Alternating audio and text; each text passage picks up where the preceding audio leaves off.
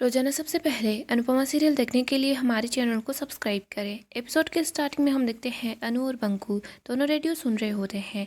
Radio पर बोल रहे होते हैं कि कुणाल जो कि इन्फ्लुएंसर है, फिलहाल वो गोवा के अंदर है और वो गोवा के सालगोंडा गांव में है। वहाँ पर वो कुछ नया ढूंढने का ट्राई कर रहे हैं। अनु बंकू को बताती है कुणाल है ना, ये बहुत अच्छा इन्फ्लुएंसर है और ये बहुत अच्छा खाना बनाता है, अच्छा सेफ है और ये अलग अलग जगह पर जाता है और वहाँ की अलग अलग डिशेस को ट्राई करता है। इनके सोशल मीडिया पर भी काफ़ी सारे फॉलोअर्स हैं। अनुभूति तो खुश हो रही होती है। रेडियो पर कुणाल आ जाता है। वो बोल रहा होता है कि मैं हर जगह जाकर अलग अलग रेसिपीज़ को ट्राई करता हूँ, लेकिन आज तक एक स्वाद है जो मैं अभी तक नहीं भूल पाया, वो भी मेरे माँ के हाथ के बना हुआ खोआ पाक। अगर यहाँ पर कोई ऐसा है जो उतनी ही मेहनत से उतने ही प्यार से खोए पाक बनाता है तो प्लीज़ वो मुझसे कॉन्टेक्ट करें। आपको मेरा नंबर मिल जाएगा, आप मुझसे कांटेक्ट कीजिए। फिर मैं आपके यहाँ पर आऊँगा और आपके जो खोया पाक है उसको टेस्ट करूँगा। फिर मैं डिसाइड करूँगा कि आपने उस विरासत को ज़िंदा रखा हुआ है या नहीं। अनु बोलती है बंकू जल्दी से नंबर निकाल। बंकू बोलता है लेकिन दीदी क्यों? अनु बोलती है मेरे अनुज कहा करते थे बिज़नेस को धक्के मार मार कर चलाना पड़ता है। अब हमें अपने बिज़नेस को धक्का भी मारना पड़ेगा और उसके बाद ये बिज़नेस तोड़ेगा भी। ये हम कोठारी हाउस का सीन देखते हैं। यहाँ पर हम मोटिबा को देखते हैं। वो अनिल को बोलती है कि अब की बार सेल कैसी हो रही है। अनिल बताता है कि उतनी अच्छी सेल नहीं हुई है क्योंकि जो नए डिज़ाइनर्स आए हैं उनकी डिज़ाइनर इतनी अच्छी नहीं है। आपको माही को काम से नहीं निकालना चाहिए था। काम के अंदर इमोशनल नहीं हुआ करते। आपको गौतम की बातों में नहीं आना चाहिए। माही ने बिज़नेस को कोई धोखा नहीं दिया है। धोखा तो वो गौतम दे रहा है, माही को भी और बिज़नेस को भी।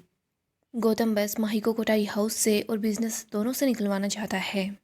मोरिबा बोलती है अनिल सिर्फ गौतम जी नहीं, मैं भी यही चाहती थी और मैं बहुत ज़्यादा खुश हूँ कि वो लड़की हमारे परिवार और करापार दोनों चीज़ों से दूर है। आगे हम अनु को देखते हैं जो एक होटल के पास आ जाती है। वो बोल रही होती है कि कुणाल जी को कितने सारे मैसेजेस किए लेकिन उन्होंने जवाब नहीं दिया, लेकिन बंकू भी देखो उसने तो पूरा का पूरा एड्रेस निकलवा लिया। अनु वहाँ पर सिक्योरिटी गार्ड को बोलती है कि हमें कुणाल जी से मिलना है। गार्ड बोलता है कि आपके पास अपॉइंटमेंट है क्या?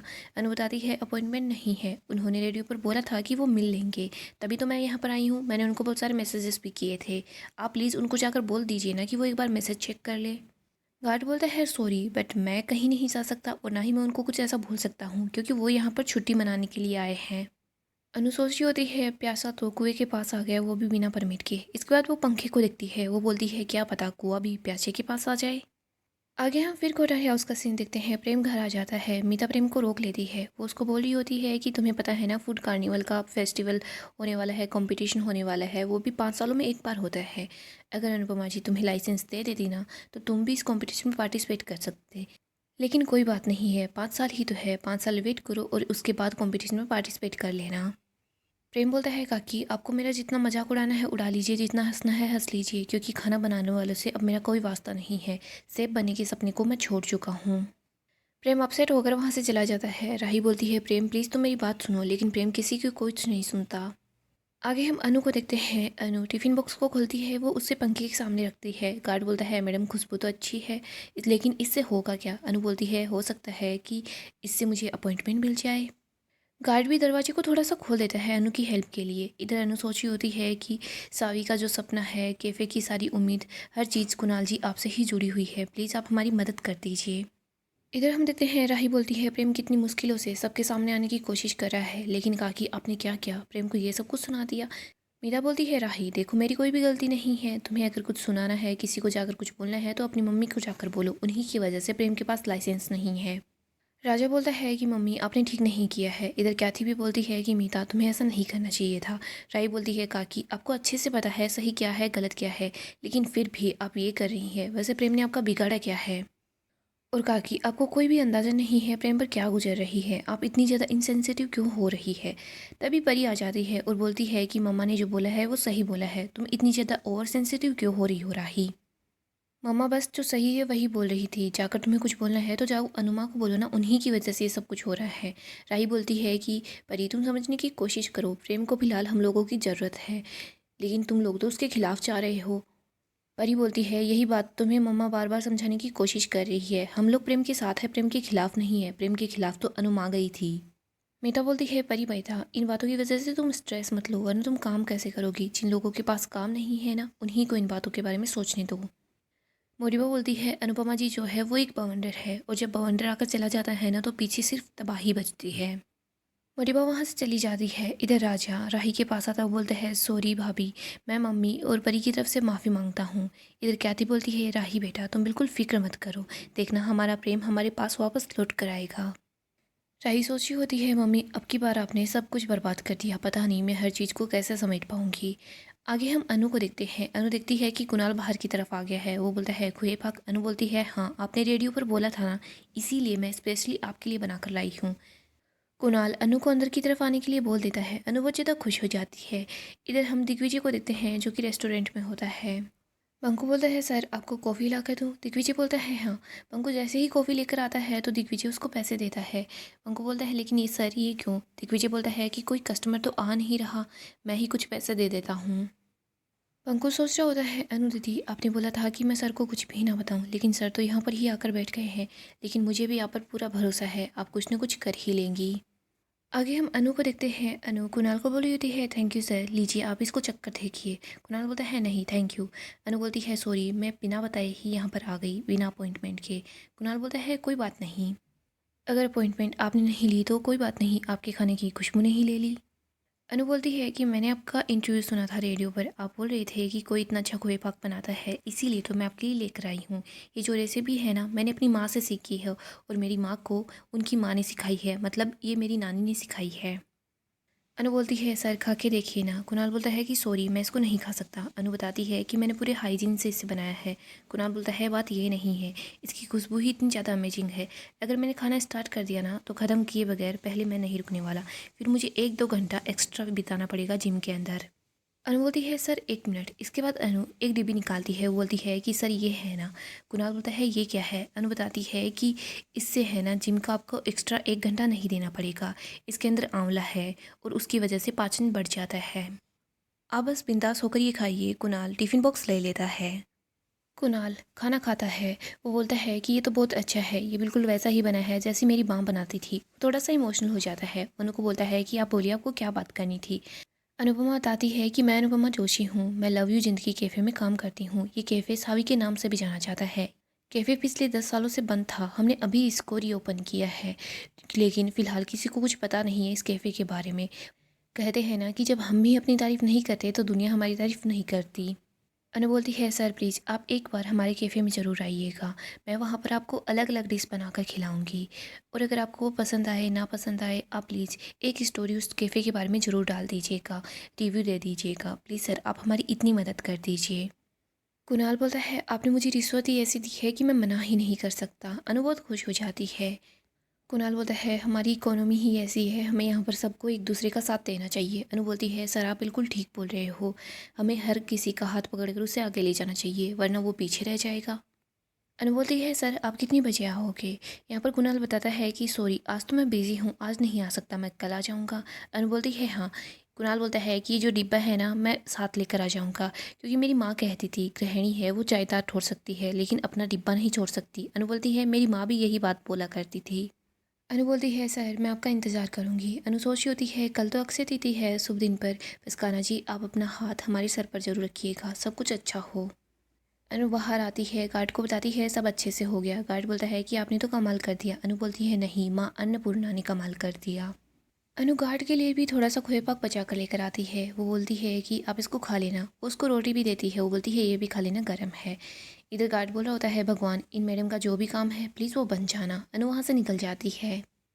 अगली सुबह हम बा को देखते हैं जो कि आटा लगा रही होती है। बा सोच रही होती है मैंने अनुपमा जी के बापू जी से इन दोनों से तो दर्द को छुपा लिया है, लेकिन अब मुझे खुद से ही दर्द को छुपाना पड़ेगा। बा के घुटनों में काफ़ी ज़्यादा दर्द होता है। बा थोड़ी देर के लिए किचन में बैठ जाती है। तभी यहाँ पर यशोदा आती है, बोलती है कि देखो लीला अभी तक तुमसे खाना भी नहीं बना, अगर तुम खाना नहीं बना सकती तो मुझे बता दो, मेहमान क्या ऐसे ही वेट करेंगे। मैंने तो तुम्हें पुरानी दोस्ती के नाते यहाँ पर बुला लिया, वरना मैं किसी और को भी खाने के लिए बुला सकती थी, या फिर मैं बाहर से भी खाना मंगवा सकती हूँ। बा बोलती है कि प्लीज़ बाहर से खाना मत मंगवाना, मैं हूँ ना, मैं अभी फटाफट सारा खाना बना दूँगी। यशोदा बोलती है कि जल्दी काम करो। आगे हम तोशु को और गौतम को साथ देखते हैं। गौतम बोल रहा होता है कि वो माही कोई चूहिया नहीं है जो मैं उसको ऐसे ही घर से बाहर निकाल दूँ। ऐसे तो बापूजी गुस्सा करते हैं, लेकिन जब बात बेटियों की आती है ना तो बापूजी मसाल बन जाते हैं। गौतम तभी सामने बापूजी को देखता है। वो बोलता है कि देखो वो रही तुम्हारे घर की मसाल, यहाँ पर अगरबत्तियाँ बेच रही है। गौतम तो शुक बोलता है कि तुम लोगों के भी क्या ही दिन आ गए हैं। सा परिवार है ना, वो टुकड़ों पर ही पलता रहता है। देखो, अंश के पास कोई जॉब नहीं है, माही की जॉब भी गई, और तुम तो हो, वो तो मेरे टुकड़ों पर पलते रहते हो। ये तो मैं हूँ तो ऐसे खड़ा हूँ, अगर मेरी जगह कोई और होता ना तो वो रो पड़ता ये हालत देखकर। भगवान जी, चाहे कुछ भी हो जाए, लेकिन किसी को अनुपमा जी जैसी मनहूस माँ मत देना। कोई इंसान इतना मनहूस कैसे हो सकता है, उसकी वजह से कोई भी खुश नहीं है। अब बापूजी को ही देख लो, कैसे यहाँ पर अगरबत्तियाँ बेच रहे हैं। मैं एक काम करता हूँ, जाकर सारी की सारी अगरबत्ती खरीद लेता हूँ, ताकि इनको कुछ पैसे मिल जाए। और वैसे भी हम लोग तो समधी हैं, और वैसे भी मैं इनकी इतनी हेल्प तो कर ही सकता हूँ। तो उसे बोलता है कि नहीं गौतम जी, प्लीज़ आप ऐसा मत कीजिएगा, कुछ ज़्यादा ही एम्बेरसमेंट हो जाएगी। गौतम बोलता है ठीक है, मैं तो तुम लोगों को कुछ पैसे देना चाहता था, लेकिन तुम लोगों को तो बस भिखारी ही बने रहना है, अब मैं क्या ही कर सकता हूँ। गौतम वहाँ से चला जाता है, दोस्तों भी बहुत गुस्से में होता है, वो भी वहाँ से चला जाता है। तभी यहाँ पर एक पार्सल डिलीवर करने वाला आता है, वो चक्कर खाकर गिर जाता है। बाबूजी उसको उठाते हैं, उसकी हेल्प करते हैं, उसको पानी पिलाते हैं। वो बोलते हैं बेटा कहाँ जा रहे थे। पार्सल वाला बताता है कि अंकल, मैं यहाँ पर पास में ही एक घर है, वहाँ पर पार्सल डिलीवर करने के लिए जा रहा था। बाबूजी बोलते हैं तू यहीं पर बैठा रहे, मैं अभी पार्सल लेकर आता हूँ और पैसे लेकर आता हूँ। वो आदमी बोल रहा होता है कि आपको देखकर ऐसा लग रहा है कि आज भी दुनिया में अच्छे लोग होते हैं। आगे हम अनु और बाकी लोगों को देखते हैं, सब लोग कैफ़े में ही होते हैं। यहाँ पर हम बॉस को देखते हैं, बॉस बोल रहे होते हैं कि बिल्कुल फ़िक्र मत करो, सब अच्छा होगा। पंकु बोलता है कि सर आप भी तो इतनी देर से नर्वस हो रहे थे, वहाँ पर नाखून चबा रहे थे। पंकु बोल रहा होता है वैसे सब कुछ अच्छा ही होगा, आज दिन ही अच्छा है। अनु बोलती है कि आप फ़िक्र मत कीजिए, सब कुछ अच्छा होगा। अनु बोलती है आप लोग फ़िक्र मत कीजिए, कुणाल सर ने बोला है ना तो यहाँ पर ज़रूर आएंगे। दिग्विजय बोलता है कि क्या पता, लेकिन हम उम्मीद ही रख सकते हैं। अनु बोलती है हाँ, उम्मीद तो रखनी ही होगी।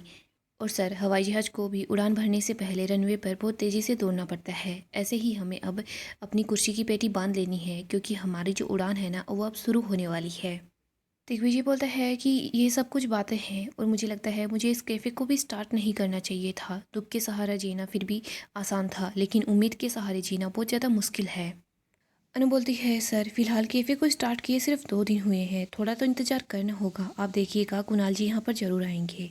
दिग्विजय बोलता है अगर आना होता तो आ जाते, कितना इंतज़ार करें। ज़िंदगी उतना आसान नहीं होती जैसा आप बोल रही हैं। अनु बोलती है ज़िंदगी उतनी मुश्किल भी नहीं होती जितना आप समझ रहे हो। दिग्विजय बोल रहा होता है रहने दीजिए अनुपमा जी। इधर अनु कुछ बोलना चाहती है। दिग्विजय बोलता है कि मैंने कुणाल के बारे में बहुत कुछ सुना है, वो ऐसे तो बोलता रहता है, लेकिन वो यहाँ पर नहीं आएगा।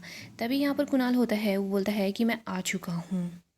अनु बोली होती है जय श्री कृष्ण सर। कुणाल बोलता है कि मैं अपने काम से काफ़ी ज़्यादा ईमानदार हूँ, और मैं कभी अपने काम के साथ बेईमानी नहीं करता। पंकु बोल रहा होता है दीदी अब क्या होगा। अनु बोलती है पता नहीं। आगे हम बाबूजी को देखते हैं, जो पार्सल लेकर घर के पास पहुंच जाते हैं। बाबूजी बोल रहे होते हैं उसने मुझे यही घर बताया था। यहाँ पर बाबूजी बेल बजाते हैं, सर्वेंट वहाँ पर आती है, वो पार्सल लेकर चली जाती है। तभी यहाँ पर हम यशोदा को देखते हैं, जो कि बा को धक्के मारकर घर से बाहर निकालती है। वो बोलती है कि कल भी इतना ही बुरा खाना बना था, और आज फिर से इतना बुरा खाना बना है, मैंने तरस खाकर तुम्हें काम दे दिया। बा अपने सामने बापूजी को देखती है। इधर यशोदा बोलती है कि हसमुख भाई आप यहाँ पर। बापूजी बोल रहे होते हैं कि लीला आज के बाद यहाँ पर काम करने के लिए नहीं आएगी। इधर बापूजी को पार्सल के पैसे भी मिल जाते हैं। बा बापूजी एक दूसरे को ही देख रहे होते हैं। बा और बापूजी दोनों ही काफ़ी ज़्यादा अपसेट हो जाते हैं, वो दोनों रो रहे होते हैं। बापूजी बा के आंसुओं को पोंछते हैं, इसके बाद बा को वहाँ से ले जाते हैं। आगे हम अनु को देखते हैं, जो कुणाल के लिए खाना सर्व कर देती है। वो बोलती है कि सर ये हमारे यहाँ पर कुछ स्पेशल चीज़ें हैं, प्लीज़ आप इनको ट्राई कीजिए। डॉक्टर बोल रहा होता है कि आप हमारे कैफ़े में आए, हमें बहुत अच्छा लगा। कुणाल दिग्विजय की वजह से थोड़ा सा गुस्से में होता है। गाइस, डेली अपडेट के लिए आप हमारे चैनल को सब्सक्राइब करें, साथ ही साथ वीडियो को लाइक भी कर दें। गाइस, अपकमिंग एपिसोड काफ़ी ही ज़्यादा इंटरेस्टिंग होने वाला है। अपकमिंग एपिसोड में हम देखेंगे लव यू जिंदगी कैफ़े पर ताला लग जाता है। यहाँ पर हम देखते हैं पहले अनु कुणाल को बोली होती है सॉरी सर। दिग्विजय सर बस ऐसे ही थोड़ा सा अपसेट थे, इसी वजह से इन्होंने ये सब कुछ बोल दिया। कुणाल बोलता है लेकिन इनको ये सब नहीं बोलना चाहिए था। अनु बोलती है प्लीज़ आप खाना चक्कर तो देखिए।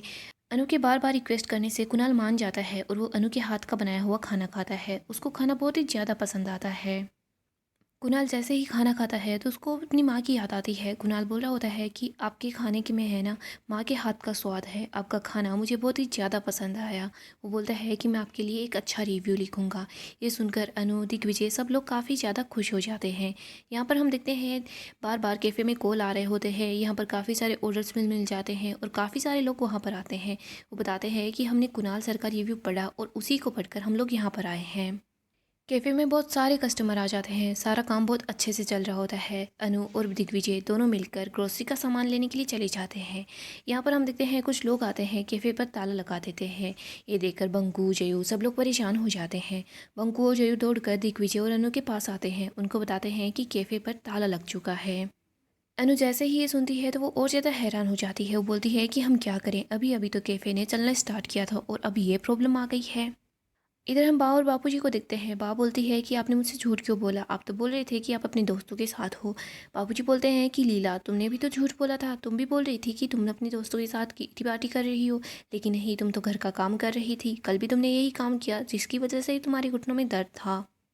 सो दोस्तों, नेक्स्ट एपिसोड काफ़ी ही ज़्यादा इंटरेस्टिंग होगा। अगर आपको अपडेट्स जानना पसंद है तो हमारे चैनल को सब्सक्राइब करें, साथ ही साथ वीडियो को लाइक भी कर दें।